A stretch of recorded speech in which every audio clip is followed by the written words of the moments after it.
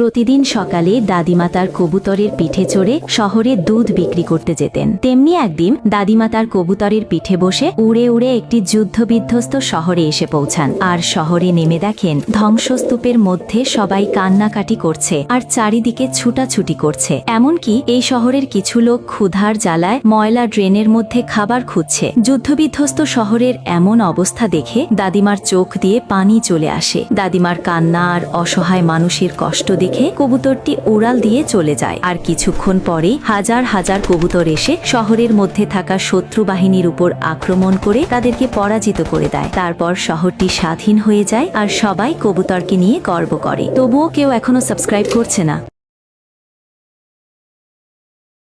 প্রতিদিন সকালে দাদিমা তার কবুতরের পিঠে চড়ে শহরে দুধ বিক্রি করতে যেতেন। তেমনি একদিন দাদিমা তার কবুতরের পিঠে বসে উড়ে উড়ে একটি যুদ্ধবিধ্বস্ত শহরে এসে পৌঁছান। আর শহরে নেমে দেখেন ধ্বংসস্তূপের মধ্যে সবাই কান্নাকাটি করছে আর চারিদিকে ছুটাছুটি করছে। এমনকি এই শহরের কিছু লোক ক্ষুধার জ্বালায় ময়লা ড্রেনের মধ্যে খাবার খুঁজছে। যুদ্ধবিধ্বস্ত শহরের এমন অবস্থা দেখে দাদিমার চোখ দিয়ে পানি চলে আসে। দাদিমার কান্না আর অসহায় মানুষের কষ্ট দেখে কবুতরটি উড়াল দিয়ে চলে যায়। আর কিছুক্ষণ পরেই হাজার হাজার কবুতর এসে শহরের মধ্যে থাকা শত্রু বাহিনীর উপর আক্রমণ করে তাদেরকে পরাজিত করে দেয়। তারপর শহরটি স্বাধীন হয়ে যায় আর সবাই কবুতরকে নিয়ে গর্ব করে। তবুও কেউ এখনো সাবস্ক্রাইব করছে না।